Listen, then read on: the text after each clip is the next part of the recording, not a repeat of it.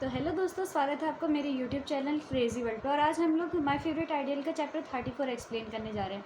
तो इस चैप्टर की शुरुआत होती है योहान और जो हमारा जोहान होता है वो दोनों बैठे होते हैं और वहाँ पे उसकी मॉम आ जाती है। उसकी मॉम सीधे आती हैं और मतलब ऐसे कहने लगती हैं योहान से कि तुमने अपनी ज़िंदगी तो बर्बाद कर ही दिया, अब तुम अपने भाई की जोहान की ज़िंदगी भी बर्बाद करना चाहती हो क्या जोहा? तुम्हें ऐसा नहीं करना चाहिए, समझी? और सीधे से योहान को थप्पड़ मार देती है। जो योहान होता है वो भी बहुत ज़्यादा मतलब सोच में लग जाता है कि ऐसा क्यों हो रहा है। आखिर जोआ ने तो कुछ भी नहीं किया और इन्होंने तो जोआ को बोलने का मौका भी नहीं दिया, यानी कि मुझे तो बोलने का मौका तक नहीं मिला और इन्होंने सीधे इतना ज़ोर से थप्पड़ मार दिया। फिर उसके बाद क्या होता है, हमें घर जाने का सीन दिखाता है। जो जोआ की मॉम होती है यानी कि मिसेस होंग होती है, तो मिसेस होंग सिर्फ जोआन को अपने साथ ले जा रही होती है और योहान पीछे से चलते हुए सोच रहा होता है कि मुझे लगता था सारे पेरेंट्स अपने हर बच्चे को इक्वली ट्रीट करते हैं और सबको पसंद करते हैं, लेकिन यहाँ जो जोआ का केस है इसमें लग रहा है कि जोआ की कोई कदर ही नहीं है उसकी फैमिली में। तो उसके बाद क्या होता है कि वो लोग घर जाते हैं और जो जोहान की मॉम होती है वो जोहान को पट्टी वट्टी लगाती है और उसके बाद कहती है कि अब ये बताओ कि तुम आज स्कूल गए क्यों नहीं थे और ये तुम्हें इतनी चोटें कैसे लग गई? क्या तुम्हारी सिस्टर ने तुम्हें ये सब करने के लिए बोला था? अगर कुछ भी ऐसा है या फिर तुम्हारी दीदी ने तुम्हें फोर्स किया ये सब करने के लिए, उसकी बात मानने के लिए, तो मुझे बता दो, मैं इसे नहीं छोड़ूंगी और तुम्हारी कोई गलती नहीं है, मुझे पता है। फिर उसके बाद वो सीधे से योहान को मारने लगती है फिर से और कहती है कि तुम एकदम अपने स्कूल की आउटकास्ट हो और वहाँ पे तुम्हारी क्योंकि कोई कद्र वद्र नहीं है, तो इसी वजह से तुम्हारी वजह से योहान को मतलब कि जोहान को बुली होना पड़ा है। फिर जो जोहान होता है गुस्सा हो जाता है और कहता है मॉम मेरी एक बार बात तो सुनिए, दीदी ने कुछ भी नहीं किया है, वो तो मुझे उनसे बचा रही थी। वो लड़के मुझे हमेशा से ही मतलब बुली करते थे और दीदी की वजह से नहीं था कि मैं बुली हुआ हूँ और ये पहली बार भी नहीं था कि मैं मुझे बुली किया गया हूँ। दीदी तो मुझे उनसे प्रोटेक्ट कर रही थी इसलिए वो वहाँ पे आई हुई थी, समझिए आप, उन्होंने कुछ भी गलत नहीं किया। और ये सुन के तो उसकी मॉम एकदम गुस्से से कांपने लगती है, मतलब उनका जो डर से कांपना होता है ना, गुस्से से उसका शरीर एकदम खौल उठता है। तो जो मिसेस होंग होती है वो योहान को फिर से बहुत गुस्से से देखती है और कहती है क्या कहा? जोआन को बुली किया गया है? मुझे पूरा यकीन है जोआ ये भी तुम्हारी वजह से ही हुआ है, क्यों है ना? और ये सुन के जो हमारा योहान होता है उसका तो दिमाग ही ख़राब हो जाता है। वो सोच रहा होता है कि आखिर ये चल क्या रहा है यहाँ पे। जो जोआ की मॉम होती है वो कह रही होती हैं कि सब कुछ तुम्हारी ही गलती है, तुम्हारी वजह से हमारा जो जोआन है उसको इतना सब झेलना पड़ा है, तुम ही बहुत बुरी हो, तुम्हें ये सब नहीं करना चाहिए। क्या तुम्हें लगता है कि ये सब तुम अच्छा कर रही हो अपने भाई के साथ? और फिर उसका जो योहान होता है उससे चले जाता है, उसे बहुत गुस्सा आ रहा होता है। वो सोच रहा होता है कि आखिर होंग जोआ की जो मॉम है वो होंग जोआ का सेल्फ स्टीम इस तरह से ख़त्म कैसे कर सकती हैं? इस तरह से तो होंग जोआ इतनी डिप्रेस हो जाएगी जितना कोई सोच भी नहीं सकता है।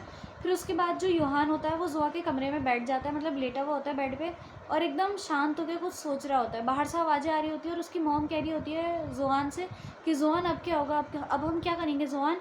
और जो जोआन होता है वो भी कह रहा होता है कि मॉम आपको मैं कितनी बार बताऊँ, दीदी ने कुछ भी नहीं किया, उनकी कोई गलती नहीं थी। लेकिन जो अंदर हमारा योहान होता है ना वो अलग ही सोच रहा होता है। वो सोच रहा होता है कि यही एक लौता, ये जो कमरा है वही एक लौती जगह है जहाँ पे जो जोआ है वो सेफ़ फील करती है। इस पूरे घर में उसकी कोई कद्र है नहीं, हर कोई उसके बारे में बुरा ही सोचता है। हर किसी से बचने के लिए बस ये एक छोटा सा कमरा ही उसके लिए एकदम सेफ़ जगह है। फिर वो ये सब सोचना बंद करता है और सोचता है और सब तो ठीक है लेकिन मुझे बहुत ज़्यादा भूख लगी है। अब योहान ने भी कुछ नहीं खाया था तो भूख लगना तो बनता ही है। लेकिन उतने में ही क्या होता है, जो योहान का छोटा भाई मतलब जोआ का छोटा भाई है जोहान, वो आ जाता है कमरे में और कहता है तुम्हें भूख लगी होगी, क्या तुम कुछ खाना चाहोगी? और उसके बाद जो योहान होता है वो खाना खाने भी लगता है। वो नूडल लाया होता है, इंस्टेंट नूडल्स, तो वही खा रहा होता है।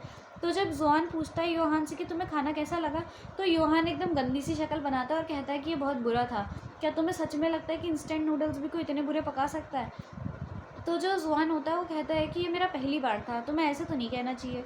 तो वो कहता है कि ज़रा गौर से देखो, ऐसा लगता है पूरी योहान रिवर का जो पानी है वो तुम्हारे स्पॉट में ही आके गिर गया है। फिर उसके बाद जो योहान होता है वो एकदम बैठ गया होता है और कह रहा होता है चलो कोई नहीं, खाने के लिए शुक्रिया। फिर उसके बाद जो जोहान होता है वो कहता है कि मैं तुम्हारे लिए कुछ करना चाहता था, मुझे बिल्कुल भी अच्छा नहीं लगा कि मॉम ने तुम्हारे साथ ऐसा करा और इसी वजह से मैं तुम्हारे लिए खाना बना के लाया। पता है मुझे डर लग रहा था कि कहीं मैं पकड़ा ना जाऊँ, और क्योंकि अगर पकड़ा जाता तो मुझे बहुत डांट पड़ती कि मैं ये क्या कर रहा हूँ किचन में। फिर उसके बाद उन लोग के बीच ऐसे हंसी मजाक की बातें शुरू हो जाती हैं और जो योहान होता है वो कहता है कोई नहीं, ये पहली बार के लिए ठीक ही था लेकिन बहुत बुरा था, लेकिन चलो कोई बात नहीं, अब की बार अच्छा बनाना और मेरे लिए पकाने के लिए भी शुक्रिया। तो जो योहान और जोहान होते हैं उनकी ऐसी मीठी मीठी बातें चल रही होती हैं और फिर वो दोनों ही एकदम हंसते हुए कहते हैं कि कितनी ज़्यादा मतलब एकदम घुटन भरा परिवार है हम लोग का। फिर उसके बाद उन्हें कुछ खटर पटर की आवाज़ आती है तो वो बाहर जाके देखते हैं, मतलब बाहर भी नहीं जाते, हल्का सा दरवाज़ा खोल के देखते कि क्या हो रहा है। वो सोचते हैं कि वो लोग कहीं जाग तो नहीं गए मॉम और डैड। जब वो बाहर देखते हैं तो उनके जो डैड होते हैं वो कहीं जा रहे होते हैं। तो वो सोचते हैं कि आखिर ये कहाँ जा रहे हैं, वो भी इस टाइम पर, कम से कम 10:30 बजे होते हैं उस टाइम पे।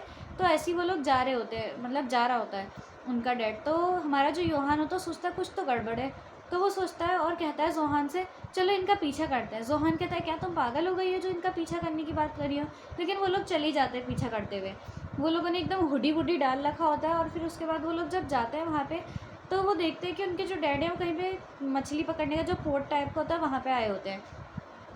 तो जो जुआन होता है बहुत डरा हुआ होता है और कहता है चलो जल्दी से वापस घर चलते हैं, हम लोग पकड़े गए तो हमें बहुत डांट पड़ेगी, तुम्हें पता है ना मॉम क्या क्या कहेंगी। ये अभी भी मॉम के बारे में ही सोच रहा होता है कि ये डांटेंगी और कुछ नहीं।